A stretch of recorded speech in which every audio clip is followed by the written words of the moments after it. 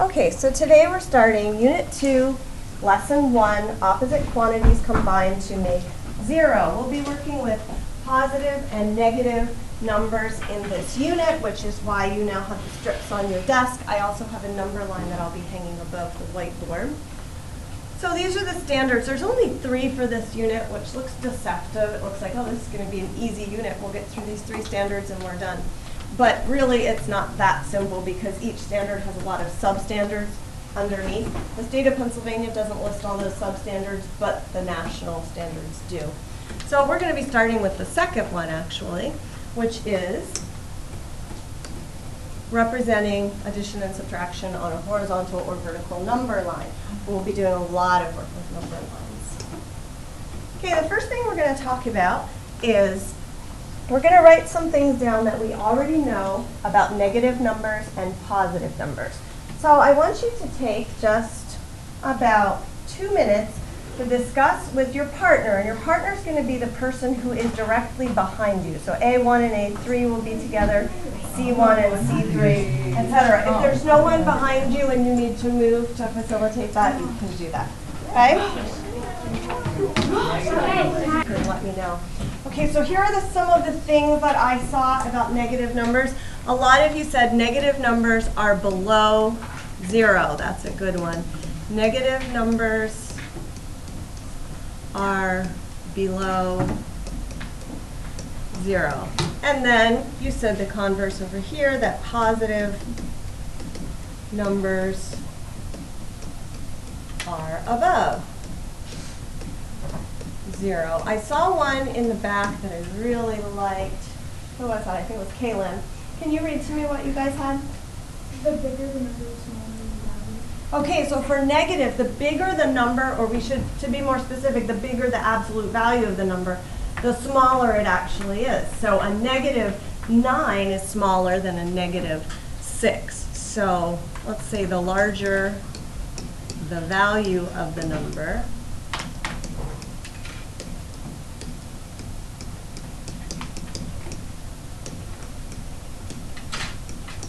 the smaller it is. What's something that's true of both? We don't have anything up there for both yet. Zoe? They're both numbers. Okay, they're both a type of number. Let's say both numbers. Anybody else have anything else for that? Sky? When numbers get larger, the more they to the right. Okay, so that's true. No matter which side we're on, the numbers get larger as you move to the right. Numbers get larger when you go to the right. And it doesn't matter if they're negative or positive, they're getting larger as we go right on the number line. Okay? Any others? I have a question. Jake? For the larger the value in that one, shouldn't it be the larger the number, the smaller the value? Yeah. Because like that wouldn't make sense if It's the the value. larger, let's be really specific. The larger the absolute value of the number. The absolute value means if it didn't have a negative sign, what does it represent? So let's use the real, we'll talk about that word absolute value today. The smaller it is in terms of its position on the number line and what it represents. Some of you I saw for in between, nobody's telling me this now, but I saw someone say they're both on the number line, which is true. We can represent them both on the number line. So both on number line. Anything else for positive numbers? I'm going to add one more to positive numbers if you guys don't have anything. You could say that positive numbers are the opposite of negative numbers.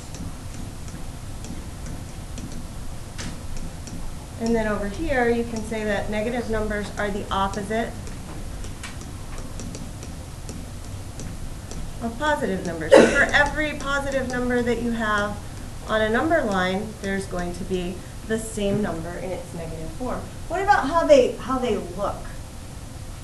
Can you describe what makes a negative number negative in terms of how it looks, Zoe? Negative number has like Yeah, it has a subtraction sign or a minus sign in front of it, which we call a negative sign. So it has a negative sign in front. Positive numbers usually have no sign in front. If there's no sign, we assume that it's positive. No sign, or you might see a positive number sometimes in front. Okay, I think that covers a lot, unless anybody has anything else. Okay, turn to example 2. We're going to talk about counting up and counting down on the number line. And we're going to use the number line that's given to us there. Counting up, starting at 0, corresponds to what kind of numbers? So if we start at 0 and we count up, what kind of numbers? Devin? Positive. Positive numbers. So counting up, starting at 0, corresponds to positive numbers. If we count down, starting at 0, Katie? Negative. That would correspond to negative numbers. Okay, the next question, I don't think I put, no, I did not make my list of questions, so I'm going to stay on this page. Part A says, where do you begin when locating a number on the number line? Braden, where would you begin anytime you're locating a number? 0. At 0, good. So for part A, you'll want to write that you start, you can just write 0. Part B says, what do you call the difference between a number and 0 on a number line? We talked a little bit when we were making this about what this statement over here meant. The larger the absolute value of a number, the smaller it is. That's the number that we're looking, or that's the word that we're looking for part B.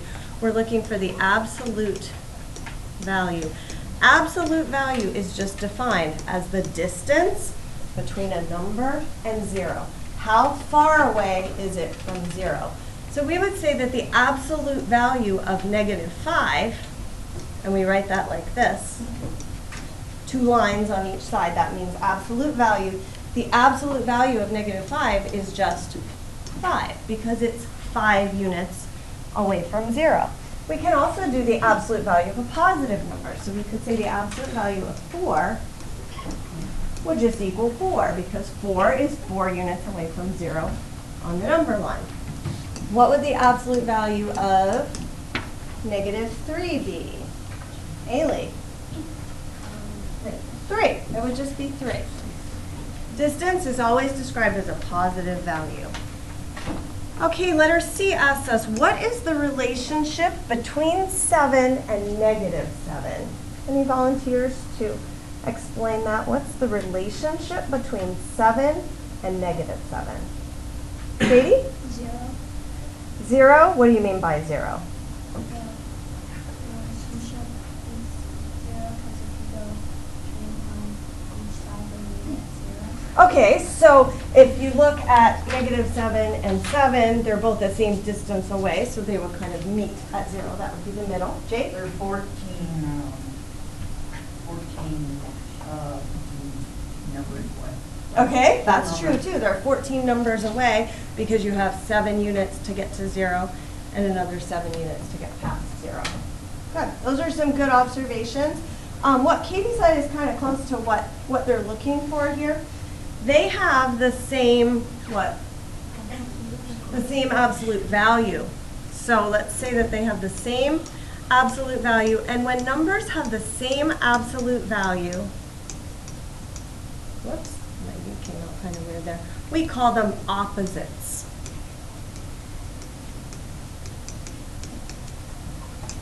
Another name for them is additive inverses, and that's because of what Katie said. Basically, they meet in the middle. If you have 7 of something, and then you take away 7 of something, you have none now.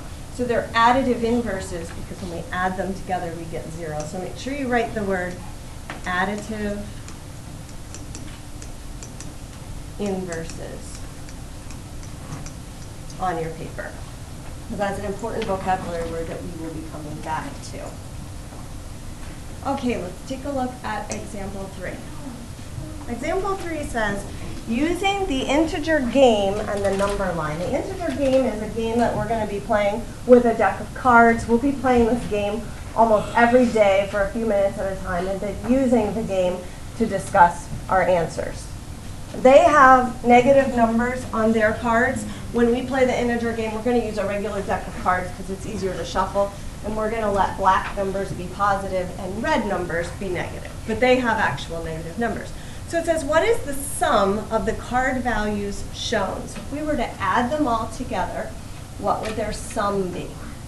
So I think it was Braden told us we always start at 0. So I'm going to start here at 0. My first card is a 5, so I'm going to hop 5 units to the right. 1, 2, 3, 4, 5. My second card is a -5. What direction am I going to go in now? Zoe? To the left. So now I'm going to go, use a different color. You guys probably don't have different colors, but 1, 2, 3, 4, 5. Now I have -4. Dakota, what direction am I going to go in? Left. So where I left off with my red arrow, I'm now going to go left. 1, 2, 3, 4. Now I have a +8. Devin, what direction am I going to go in? To the right. To the right. So I'm going to go 1, 2, 3, 4, 5, 6, 7, 8. I end up at +4. So I'm going to circle the 4. You guys should be copying these arrows as I make them. Don't wait until the end to copy them. Yeah, it's kind of pretty, isn't it? So the final position on the number line is that we're at 4. Now when we play the integer game, the goal is going to be to get as close to 0 as possible. So it asks in part B, what card or combination of cards would you need to get back to 0? So you have a sum of 4 right now. What would you need to get in order to get closer to 0? Adria? -4. If you got a -4. What if you didn't get a -4, but you got, say, a -2? What would you need then? Jimmy? Another -2. You could do -2 and -2. Any sum of negative numbers that would add up to 4. What's another set of 2 cards that you could draw? Katie? Good. -3 and -1. Okay, what I would like you to do now is take about 5 minutes to do exercise 2. Actually, maybe 4 minutes, so we have a minute to put up the answers. So 4 minutes to do exercise 2. Okay, first, part A, how far is 7 and in which direction? Irene. 7 units and upward or positive. Okay, 7 units. She said upward or positive. If we had a vertical number line, we would indeed be going up. With a horizontal number line, we'd go to the right. So we're going to say, since we have a horizontal, we're going to say 7 units to the right. But we'll be talking about a vertical number line, too. If any of you have Chromebooks open, please close them. Or any Chromebooks open right now. What is the opposite of 7? Steve here today? No, she's at the thing. Carly. -7. -7, good. How far is -7 from 0 and in which direction? Read. 7 units right. 7 units what? Oh, 7 units left. 7 units left. So 7 and -7 have the same absolute value. They're both 7 units away from 0, but a negative number goes to the left, positive number goes to the right. Okay, part D says, thinking back to our previous work, explain how you would use the counting on method to represent the following. When playing the integer game, the first card selected is 7, the second card selected is -7. So you can actually go back to your number line and show this on the number line. So if the first card was 7, the second card was -7, we're going to go 7 units to the right, and then we're going to turn around and go 7 units to the left. Okay, so that's what you should have shown, and there is a number line. You can use the number line that they gave you. You don't have to draw your own number line. Okay, part E says, what does this tell us about the sum of 7 and its opposite, negative 7? Eli, what does it tell us about their sum? It equals 0. And that's going to be true of any additive inverses. The sum of two additive inverses is always 0. Okay, then it says, look at the curved arrows you drew. What relationship exists between these two arrows that would support your claim about the sum of 7 and negative 7?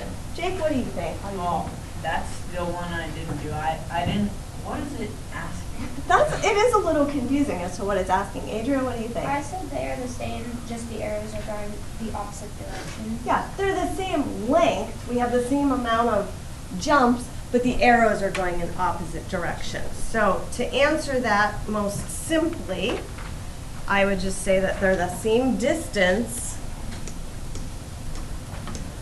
but opposite directions. Same distance, but opposite directions. Wait, what's off? The arrows. The arrows are in opposite directions.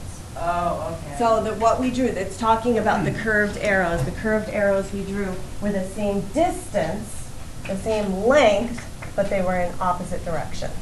And then it asks us in G, and I already told you that when we were going over E, that would hold true for the sum of any number and its opposite. So you can say yes, because if you have an opposite, you're always going to go back the same number that you went in the first place. So if you started with negative 5, you'd go negative 5 to the left, and then if you have positive 5, you're going to go 5 to the right. So you're always going to end up back at 0.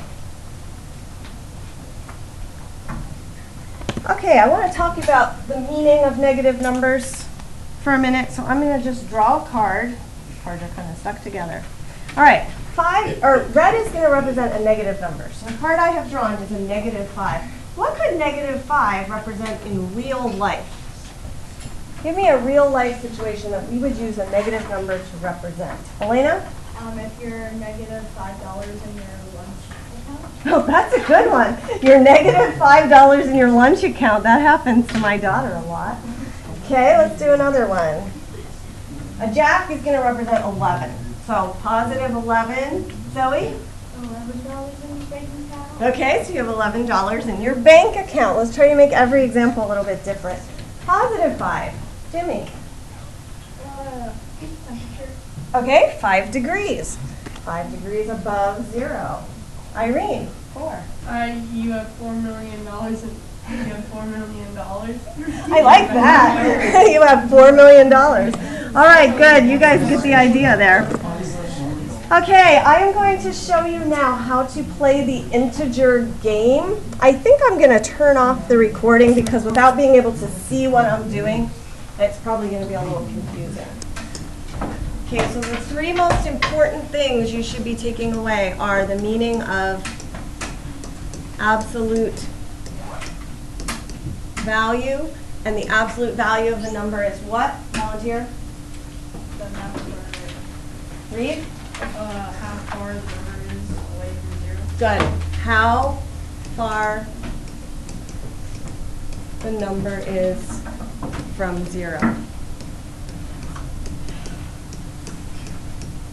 An absolute value is represented by this sign. So we would say that the absolute value of negative 4 is 4 because it's 4 units away from the number, 4 units away from 0, and it would be to the left since it is negative. The other vocabulary word that I want you to know is additive inverses. Violet, what are additive inverses? Opposite. Opposite numbers. Good. Opposite numbers. And all of this is in your notes somewhere already, but if you want to copy it down again just to know those three big things. Opposite numbers. So for example, 4 and negative 4 would be additive inverses. What is the sum of additive inverses? Eli? 0.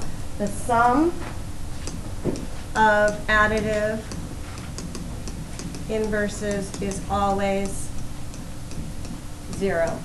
And we would show that by saying, we'll use the ones we had up here, 4 plus -4 would equal 0. We didn't do any copies of equations like that, so that might be a good thing to write down. We could do the same thing. With the last name beginning with N through Z, please report to the gym lobby. Again, 11th grade students, last name beginning with N through Z, please report to the gym lobby for pictures. We can do the same thing with 2, -2. We could start with the negative number. We could say -5 plus 5 equals 0. Okay. Any questions about anything we've done today?